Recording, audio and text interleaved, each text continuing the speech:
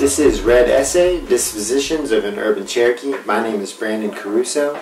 I'm a citizen of the Cherokee Nation, and this episode of Read Essay is called Cherokee Leaders. And in honor of the upcoming film Cherokee Word for Water, I'm happily sporting the shirt right now. We're going to be talking about Wilma Mankiller as well as John Ross. And so this upcoming film is largely based around Wilma Mankiller's time putting together a 16-mile long water line that is connecting these Cherokee homes and really revitalizing the community. This all takes place in Bell, which is a community, I think it's 95% Cherokee in Adair County, Oklahoma.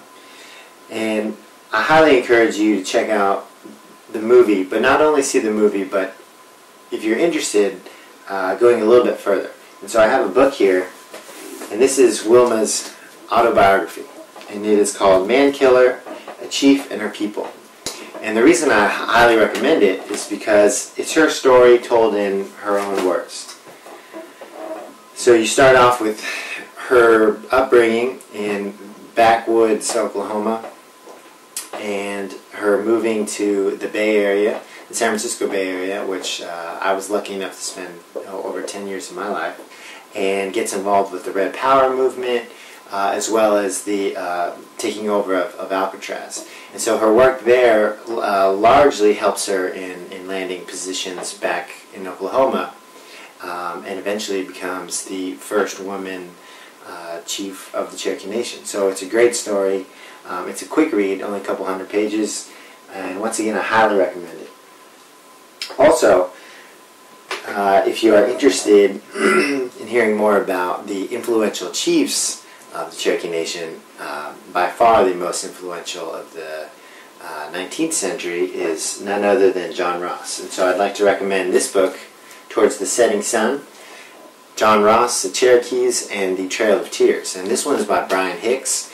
Brian Hicks, from what I can tell, does two steps further from what I've been able to read about the Trail of Tears, all being almost strictly factual, which is great. And what Brian does is he goes beyond, while still being factual, he's able to really become very personable. So you can, it's almost like reading John Ross's diary at times. So not only are you finding out more about his background, but you're also finding more about his dealings with Andrew Jackson, and Andrew Jackson's constant battle to get the Cherokees out of their territory and put as far east as possible. So a lot of these battles happen in Georgia. Also, one of my favorite characters, Major Ridge, who sometimes is portrayed as a backstabber or his going against his people.